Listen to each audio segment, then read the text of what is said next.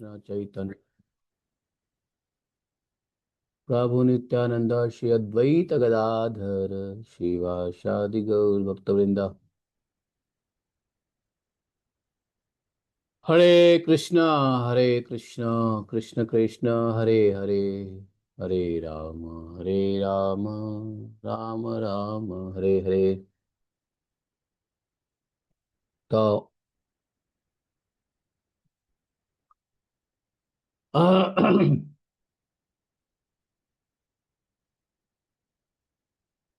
जायति जायति देव। यहाँ पे एक बहुत अच्छा प्रार्थना है। जय जय जगत जीवन गौरचंद्र, दान देह हृदय तोमार पद द्वंद।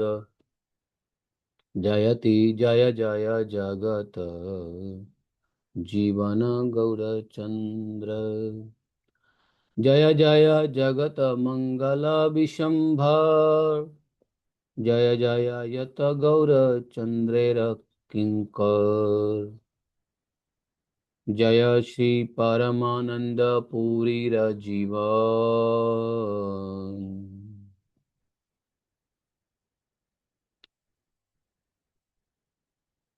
जय दामोदर स्वरूपेर प्राणधन। जय रूप सनातन प्रिय महाशय, जय जगदीश गोपी नाथेश्वर हृदय। जय जय द्वारपाल गोविंदेर नाथ, जीव प्रति कर प्रभु शुभ दृष्टिपात। हे नमते नित्यानंद संगे गौरचंद्र, भक्तगण लैया करे संकीर्तन रंग। एखने सुनह अद्वैत रागमन, मध्य खंडे जे मते हैला दर्शन। तो कह रहे हैं कि इस प्रकार नित्यानंद प्रभु के साथ गौरचंद्र भक्तों को लेकर संकीर्तन महोत्सव करने लगे। इस मध्य खंड में अब श्री अद्वैत के आगमन का और उन्होंने जिस प्रकार से महाप्रभु के दर्शन किए, ये प्रसंग सुनिए। हम लोगों ने सुना किस प्रकार से नित्यानंद महाप्रभु ने दर्शन किया चैतन्य महाप्रभु का, किस प्रकार से श्रीवास पंडित ने दर्शन किया चैतन्य महाप्रभु का, किस प्रकार से क्या नाम है उनका, मुरारी गुप्त ने भगवान चैतन्य महाप्रभु का दर्शन किया, अन्य अन्य लोगों ने दर्शन किया। अब कैसे अद्वैत आचार्य महाप्रभु दर्शन करते हैं चैतन्य महाप्रभु का, इसके बारे में अब सुनिए। एखने सुनह अद्वैतेरा आगमन, एखने नाउ। तो बोले एक दिन महाप्रभु ईश्वर आवेशे, रामाई रे आज्ञा कौरी लेन पूर्ण रसे। एक दिन महाप्रभु ने ईश्वर के आवेश में पूर्णानंद में मग्न होकर रामाई को आदेश दिया कि हे रामाई, तुम अद्वैत के घर जाओ और उनको मेरे प्रकाश का संवाद सुनाओ। रामाई कौन है मालूम है? चैतन्य महाप्रभु रामाई का प्रयोग करते हैं। रामाई बोले हे रामाई जाओ, रामाई रे आज्ञा कोरी लेना पूर्णेर पूर्ण रसे।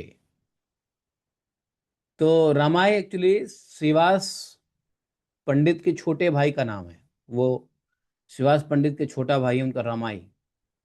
अब बोले कि जाओ तुम उनसे कहना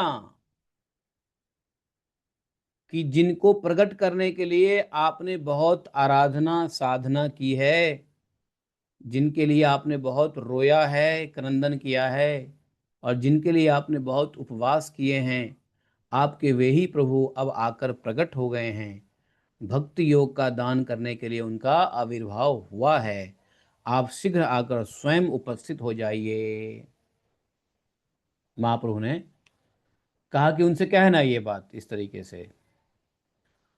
फिर निर्जने कहियो नित्यानंद आगमन, जे किछु देखिला तारे कहियो कथन। एकांत में नित्यानंद के आगमन का समाचार भी देना, और उसके साथ ही जो कुछ तुमने देखा है वह सब कहना। अभी तक जो कुछ भी तुमने देखा है उनको, किनको, अद्वैत आचार्य प्रभु को मेरी पूजा के सब उपहार लेकर स्त्री सहित शीघ्र यहाँ आने के लिए कहना। श्रीवास पंडित के छोटे भाई रमाई महाप्रभु की आज्ञा का सिरोधार्य करके उसी समय हरि हरि स्मरण करते हुए चल पड़े। रमाई आनंद में ऐसे विहल होकर जा रहे थे कि उन्हें मार्ग का कुछ ध्यान ही नहीं रहा। फिर भी चैतन्य महाप्रभु का आदेश लेकर वहां पहुंच गया। रमाई पंडित ने जब पहुंचे तो अद्वैत आचार्य को पहले तो प्रणाम किया। आचार्य रेरक नमस्कारी रामाई पंडित, कहत कहिते न पारे कथा आनंदे पूर्णित। अरे आज एकादशी का व्रत है ना, आप लोग को एकादशी का व्रत आज ही है क्या? हाँ, किसका व्रत आज है यार? आप सबका आज ही है व्रत ना एकादशी का? हाँ, वैष्णव का व्रत आज ही है। तो इतने भाव विभोर हो गए अद्वैत महा आचार्य के सामने जाकर के रमाई पंडित, कि कुछ कह नहीं पा रहे हैं। सभी कुछ जानने वाले अद्वैत प्रभु भक्ति योग के प्रभाव से पहले से तो जान ही गए थे कि मेरे लिए प्रभु का आदेश आया है। फिर भी वे रमाई को देखकर हंसते हुए बोले, बूझी आज्ञा हैला आमा निवार कारण। हम्म बोले कि मालूम होता है मुझको लाने के लिए तुमको आदेश मिला है। हमको बुलाने के लिए आदेश मिला है ना। रमाई पंडित हाथ जोड़ करके बोले, सकल जानिया आज चलह त्वरित। त्वरित तुरंत, आप तो सब जानते ही हो, आप शीघ्र चलिए। तब तो गोसाई अद्वैत आचार्य भी आनंद में विहल हो गए। आनंदे विहल हैया आचार्य गोसाई, हे न नाही जेने देहे आछे को न ठाई। के बुझाए अद्वैत तेरा चरित्र गहन, जानी आओ नाना मत कर कथन। तो वो इतना आनंद में विहल हो गए कि महाप्रभु अद्वैत आचार्य महाप्रभु तो भूल गए, ज्ञान ही नहीं रहा शरीर का। श्री अद्वैत के गंभीर चरित्र को कौन समझ सकता है, वे सब कुछ जानते हुए भी विचित्र विचित्र बातें करने लगे। बोले, कोथाव गोसाई आइला मानुष भीतरे, कौन शास्त्र बोरे ना दियाए अब तरे। मोर भक्ति वैराग्य अध्यात्म ज्ञान मोर, सकल जानाए जानाए श्रीवास भाई तोर। तोर तुम्हारा भाई श्रीवास, मनुष्य के बीच ये गोसाई अर्थात ईश्वर कहाँ से आ गया? कौन से शास्त्र में यह लिखा हुआ है कि वे नदियां में अवतरित होंगे? मेरी भक्ति, मेरा वैराग्य और मेरे अध्यात्म ज्ञान के बारे में तो हैं तेरे भाई श्रीनिवास को पूरी जानकारी है। अद्वैत के चरित्र को रमाई खूब अच्छी तरह जानते थे। रमाई जो छोटा भाई है श्रीनिवास पंडित के, रमाई पंडित। तो रमाई पंडित जी को तो सब कुछ अद्वैत महाप्रभु के चरित्र के बारे में पता ही था। केवल मन ही मन मुस्कुराते हुए उन्होंने कुछ उत्तर नहीं दिया, कुछ बोले नहीं। मुस्कुराए, और मुस्कुरा करके फिर बोला। अद्वैत प्रभु ने एक बार फिर रमाई से पूछा, कहो कहो रमाई पंडित, कहो किस कारण अचानक तुम्हारा आना हुआ है? जब रमाई पंडित जी ने देखा कि अद्वैत आचार्य अब शांतचित्त हो गए हैं, तब वे रोते हुए कहने लगे, जिनके लिए आपने बहुत आंसू बहाए हैं। हाँ, छोने की पाइया बाय कोरय हुंकार, आनिलु आनिलु बोले प्रभु आपनार। मोर लागी प्रभु आइला वैकुंठ छाड़िया, ए तब बोली कांदे पुनः भूमि ते पड़िया। बोले, आप जिसके लिए इतना रोए हो, जिनके लिए बहुत सी आराधनाएं की है, जिनके लिए आपने बहुत सारे उपवास व्रत किया है, उन्हीं प्रभु ने आपके लिए अपने को प्रकाशित किया है। भक्तियों का दान करने के लिए उनका आगमन हुआ है, इसलिए आपको उनके साथ मिलने की आज्ञा हुई है। विधि अनुसार षडंग पूजा के लिए जरूरी सामग्री भी अपने पत्नी के साथ आप वहां लेके चलिए, यही प्रभु की आज्ञा है। श्रीमन महाप्रभु के अद्वितीय देह स्वरूप और आपके जीवन सर्वस्व श्री नित्यानंद स्वरूप भी वहां आए हुए हैं। आप ही उनको भली प्रकार जानते हैं। नित्यानंद महाप्रभु को मैं उनके बारे में क्या कहूँ। यदि मेरा भाग्य होगा तो मैं आप सबको एक साथ दर्शन करूंगा, आप सबको एक साथ, आप सबके साथ। तो रमाई पंडित जो है इस प्रकार से कहा, फिर बोले कि देखो जगत माता पतिव्रता अद्वैत पत्नी कौन, सीता देवी प्रभु के प्रकट का समाचार सुनकर आनंद सहित रोने लगी। अच्युतानंद अद्वैत का पुत्र, एक अद्वैत महाप्रभु के पुत्र हैं अच्युतानंद, जो अभी बालक ही थे, वह भी बराबर रोए जा रहे थे। अद्वैत पत्नी अपने पुत्र के साथ मिलकर रो रही थी। सीता माता अपने पुत्र के साथ रो रही थी, अच्युतानंद के साथ रो रही थी। चारों ओर से सब सेवक भी उनको घेर कर रोने लगे। किसी को अपने पराये का ज्ञान नहीं रहा और किस दिशा में रो रहे हैं इसका भी उसको कुछ पता नहीं रहा। अद्वैत महाप्रभु का भवन कृष्ण प्रेम से परिपूर्ण हो गया। अद्वैत स्वयं को संभालने की कोशिश में असफल होकर भावावेश में निरंतर अपने शरीर को हिलाए जा रहे थे। कंपन हो रहा था शरीर को।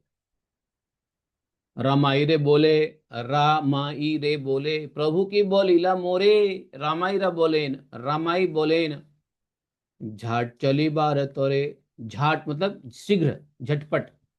अद्वैत बोले, सुन रामाई पंडित मोर प्रभु हन तबे मोहर प्रतीत आपन ईश्वरे, यदि मोहर दिखाए श्री चरण तुली दई मोहर माथाए। बोले कि मेरे लिए, अद्वैताचार्य ने एक बार रमाई से प्रश्न किया कि मेरे लिए प्रभु ने क्या आज्ञा भेजी है। रमाई ने कहा शीघ्र आने को आज्ञा दिया है, जल्दी चलिए। अद्वैताचार्य बोले, सुनो रमाई पंडित, यदि वे मेरे प्रभु हैं तो मुझे तभी विश्वास होगा जब वे अपना ऐश्वर्य मुझे दिखाएं और अपने श्री चरण को उठाकर मेरे मस्तक पर रख दें। यह बात मैं तुमसे एकदम सत्य कह रहा हूं कि मैं तभी यह समझूंगा कि वे मेरे प्राणनाथ है। रमाई ने कहा, प्रभु मुंची की कहिमु, यदि मोर भाग्य था कि नय न देखिमु। ये तुम्हारा इच्छा प्रभु से ही से तहार, तुम्हारा निमित्त प्रभु यही अवतार, तुम्हारा निमित्त प्रभु यही अवतार। रमाई बोले कि मैं क्या कहूँ प्रभु, यदि मेरे भाग्य में होगा तो मैं भी अपनी आंख से यह सब देखूंगा। जो आपकी इच्छा है प्रभु, वही तो उनकी भी इच्छा है। हे प्रभु, आपके निमित्त ही यह अवतार हुआ है। रामायण की बात सुनकर के अद्वैत बड़े प्रसन्न हुए और तुरंत ही शुभ यात्रा के लिए प्रयत्न करने लगे। यात्रा मतलब चल। और श्री अद्वैत आचार्य अपने पत्नी से बोले, ऐजी सुनती हो, तुरंत सावधानी के साथ पूजा के लिए सभी सामग्री साथ लेकर के आगे आगे चलो। तुम, वह पतिव्रता चैतन्य महाप्रभु की पत्नी, सॉरी, वह पतिव्रता चैतन्य महाप्रभु के तत्व को नहीं जानती थी। नहीं, तत्व को तो जानती थी। कौन? सीता माता। इसलिए चैतन्य महाप्रभु के तत्व को जानती थी, इसलिए तो उसने, सीता माता ने क्या किया कि पूजा की विधि के सभी चीजों को बढ़िया से संभाल के चली। सुगंध माला धूप वस्त्र दूध दही सुंदर नवनीत। नवनीत, नवनीत किसको कहते हैं? सुंदर नवनीत। नवनीत जानते हो क्या होता है? नहीं जानते हो? नवनीत किसी को पता है क्या होता है? मुझे तो माखन, ताजा माखन, माखन को कहते हैं नवनीत, ताजा माखन को नवनीत कहते हैं। यस, सुंदर नवनीत अर्थात ताजा माखन निकाली। कर्पूर पान आदि समस्त आवश्यक सामग्रियों को लेकर वह चल पड़ी। अद्वैत महाप्रभु की पत्नी के साथ सब चले। उन्होंने रमाई को मना कर दिया कि तुम इस विषय में किसी को कुछ कहना मत। तो तुम ऐसा कहना कि आचार्य नहीं आए। पहले सिखा दिए कि पत्नी को जाने दो आगे। और पत्नी को आगे भेज भी दिया। और रमाई को बोला कि तुम बोलना मत कि आचार्य आए हैं। देखिए प्रभु क्या कहते हैं। जब प्रभु सुनेंगे आचार्य नहीं आए हैं, अर्थात अद्वैत आचार्य नहीं आए हैं, तो प्रभु क्या करते हैं। देखते हैं क्या करते हैं। मैं नंदन आचार्य के घर में गुप्त भाव में रहूंगा, और तुम कह देना कि वे वे नहीं आए हैं, ऐसा क्या बोलना है। न आईला बोली तुम्ही कोरीबा गो चोरे, गुप्ते थार को मुंगी मुन्नी नंदन आचार्य घोरे, सबर हृदय वैसे प्रभु विशंभर, अद्वैत संकल्प चित्ते हईल गोचर, आचार्यर आगमन जानिया आपने, ठाकुर पंडित गृहे चलिला तखने तखने। प्रभु विशंबर तो सबके हृदय में विराजमान हैं। प्रभु का अभिप्राय उन्होंने अपने मन में जान लिया है, आचार्य आए हुए हैं। यह जानकर महाप्रभु उसी समय श्रीवास पंडित के घर की ओर चल पड़े। और श्री चैतन्य महाप्रभु के अपने जितने भी भक्त थे वे प्राय सभी प्रभु की इच्छा से उसी समय वहां आकर मिल गए। सभी यह समझ गए कि प्रभु का चित्त भावावेश में है, इसलिए सब के सब चुपचाप मौन धारण करके सशंकित थे। इंतजार कर रहे थे कि कब चैतन्य महाप्रभु का भावावेश समाप्त होगा, वाह ज्ञान होगा। फिर क्या हुआ। त्रिदश राय प्रभु विश्वम्भर। त्रिदश राय, त्रिदश राय मतलब तीनों लोक के स्वामी। इसको बंगाली में कहते हैं त्रिदश राय। जो तीनों लोगों के स्वामी होते हैं ना, तीनों लोगों के ईश्वर, तो उसको बंगाली भाषा में त्रिदश राय। तो त्रिदश राय, हम्म प्रभु चैतन्य महाप्रभु हुंकार करते हुए विष्णु सिंहनाद पर चढ़ बैठे, विष्णु सिंहासन पर चढ़ बैठे। और प्रभु बार बार कहने लगे कि नारा आ गया, नारा आ रहा है, नारा आ रहा है, नारा नारा मेरी ठकुराई देखना चाहता है। चैतन्य महाप्रभु अद्वैत आचार्य को हमेशा नाड़ा नाड़ा कहते थे। प्रभु के हर संकेत को नित्यानंद प्रभु जानते हैं। प्रभु का इशारा समझकर उन्होंने तुरंत महाप्रभु के मस्तक के ऊपर छत्र धारण किया। और गदाधर ने भी संकेत को समझते हुए कर्पूर युक्त पान प्रदान किया। और उपस्थित सभी जन उस समय जिस जिस सेवा की आवश्यकता थी उसे पूरा करने लगे। कुछ स्तुति पाठ करने लगे, कुछ किसी अन्य सेवा में लग गए। उसी समय वहां रमाई पंडित दृष्टि गोचर हुए। रमाई पंडित आ गए। रमाई पंडित गए कहाँ थे, तो गए थे बुलाने के लिए। तो रमाई पंडित कुछ कहते उससे पहले चेतन महाप्रभु बोले, क्या नारा ऐसे बोली प्रभु मस्तक डुलाए, जानिया तो मोर नारा चले सदाए। तो बोले कि मेरी परीक्षा करने के लिए नाड़ा ने तुमको भेजा है, नाड़ा आ रहा है। ऐसा कहकर प्रभु अपना मस्तक हिलाने लगे और कहने लगे, जानते हुए भी नाड़ा हमेशा मेरी परीक्षा करता है। अब भी नंदनाचार्य के घर में रहकर नारा ने तुमसे मेरी परीक्षा करने के लिए भेजा है। चेतन वो कुछ बोलते रामाई पंडित, उससे पहले चेतन महाप्रभु बोल दिए कि नारा मेरी मेरी टेस्ट कर रहा है। सब कुछ जान रहा है फिर भी टेस्ट कर रहा है। एक काम करो, तुम जाओ शीघ्र उन्हें यहाँ लेके आओ।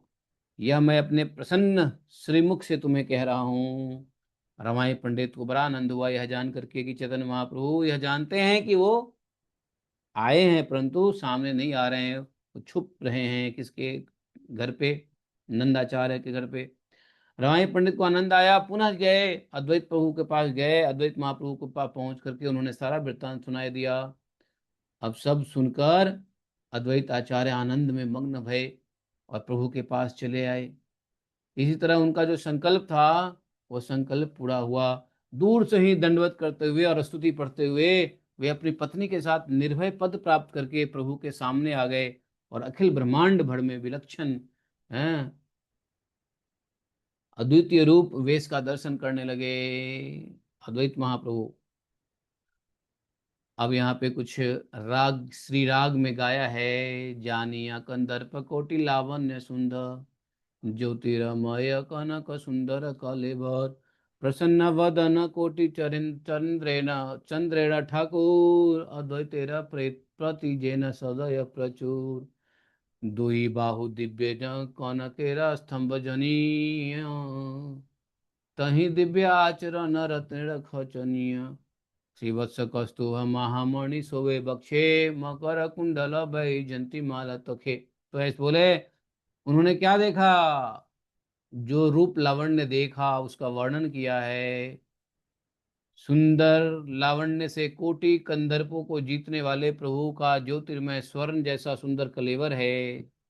और कोटि कोटि चंद्रमाओं के ठाकुर अपने प्रसन्न वदन सहित जिस तरह से विराजित हैं, उससे ऐसा मालूम होता है कि वे अद्वैत के प्रति अत्यंत दयावान हैं। दिव्य कंचन स्तंभों से सभी अधिक मनोहर दोनों भुजाएं रत्न जड़ित दिव्य अलंकारों से सजी हुई, वक्षस्थल श्रीवत्स श्री कौस्तुभ महामणि से सुशोभित, कानों में भगवान के कानों में मकराकृति कुंडल सहित गले में क्या था, वैजंती माला शोभा दे रही है। कोटि महासूर्यों के तेज से भी आगे बढ़कर उनका अंतहीन तेज है, कभी समाप्त नहीं होने वाला तेज है। रमा देवी उनके चरण कमलों की सेवा कर रही है और अनंत देव मस्तक के ऊपर छत्र धारण किए हुए हैं। उनके नख और या मणि अद्वैत पहचान नहीं पा रहे हैं। उन्होंने देखा कि त्रिभंग रूप प्रभु हंसते हुए बंसी बजा रहे हैं। चाहे प्रभु हो, चाहे सेवकगण हो, चाहे अलंकार ही क्यों ना हो, सब कुछ ज्योतिर्मय है। ज्योति के अतिरिक्त और कुछ भी नहीं दिखाई दे रहा है। तो और क्या देखते हैं? अद्वैत महाप्रभु जब आए तो और देखते क्या हैं? देखते हैं कि चार पांच और छह मुंह वाले सब देव वहां पड़े हुए हैं और बड़े डर के मारे सुख नारद इत्यादि सब उनकी स्तुति कर रहे हैं। गंगा जैसी एक वीरांगना जिसका मकर वाहन रथ है, वह प्रभु को दंडवत कर रही है। फिर वे अस्त्र वदन को स्तुति करते हुए चारों ओर ज्योतिर्मय देवताओं को भी देखते। पलटकर आचार्य ने देखा कि प्रभु के चरणों में नीचे हजारों देवता पड़े हुए हैं और कृष्ण कृष्ण कह रहे हैं। पूजा के समय जिन जिन देवताओं का वे ध्यान किया करते थे, वे सभी देवता चैतन्य महाप्रभु के चरणों में दिखाई दे रहे हैं। बड़े ही अद्भुत और आश्चर्य को देख करके चैतन्य महाप्रभु को तो भैया हम संप्रभ हो गया। चैतन्य महाप्रभु अद्वैत उठकर खड़े हुए तो क्या देखते हैं? 100 फनों वाले महानाग अपनी फन रूपी भुजाओं को ऊपर उठाकर प्रभु की स्तुति कर रहे हैं। आकाश गरजो सिंहों और हंसों और अश्वों को द्वारा चलित दिव्य रथों से भर गया यह।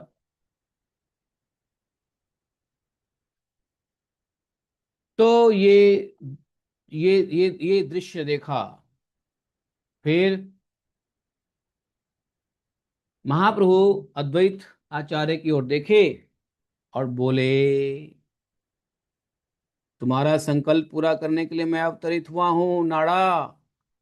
बहुत आराधना की है तुमने मेरी। क्षीर सागर के भीतर में सोया हुआ था और तुम्हारी हुंकार ने मेरी निद्रा भंग कर दी। जीवों का दुख देखकर तुम उसे सहन नहीं कर पाए। समझे? और मुझको वैकुंठ से बुला लिया जीवों का उद्धार करने के लिए। चारों ओर जितने भी मेरे गण को तुम देख रहे हो, उन सबके आविर्भाव का कारण तुम हो। तुम्हारी वजह से मैं आया, मेरी वजह से सब आए। जिन वैष्णवों का पवित्र दर्शन करने के लिए ब्रह्मा आदि,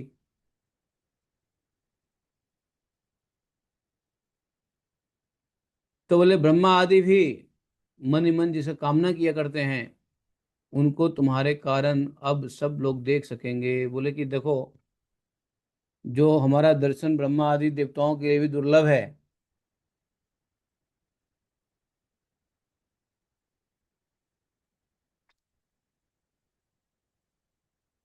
और तुमने हमको यहाँ बुला लिया वैकुंठ से। है प्रभु की ये सब बातें सुनकर अद्वैत महाप्रभु हाथ ऊपर उठाकर पत्नी सहित रोने लगे।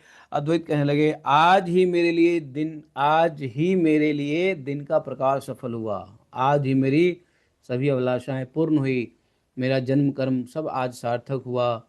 जो मैंने आपके जुगल कर चरणों के साक्षात।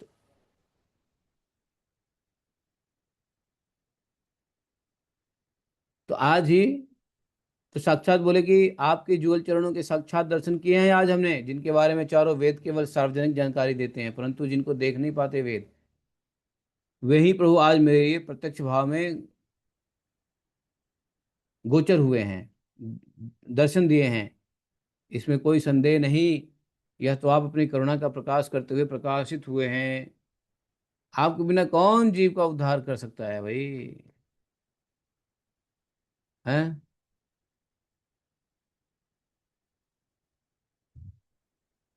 इस प्रकार से हम लोगों ने 103 श्लोक पढ़ा, 103 प्यारे।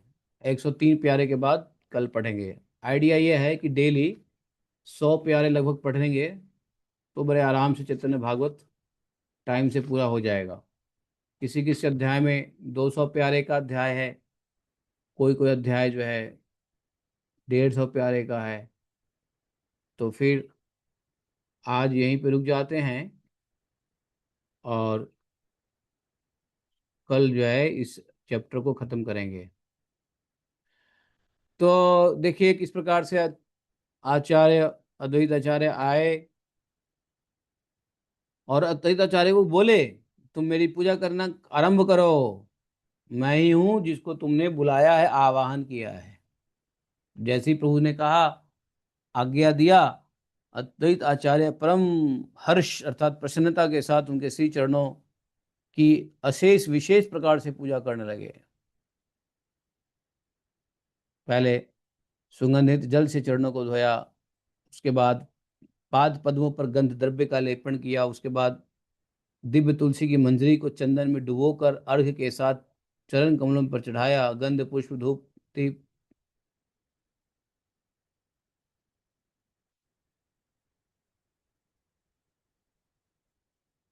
पूजा हुई, जय जयकार ध्वनि हुआ, पंच प्रदीप से आरती हुई। पंच प्रदीप मतलब वो चैतन्य महाप्रभु का जो पूजा हुआ वो षोडशोपचार से हुआ।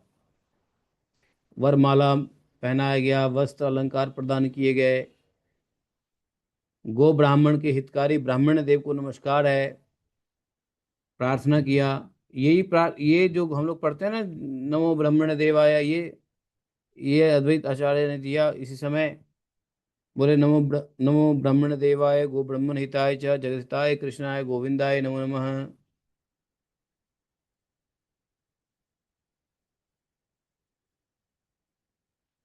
तो बार बार नमस्कार किया और भगवान की स्तुति किए। तो टोटल 107 प्यारे हमने पढ़ लिया आज, 24 अगस्त।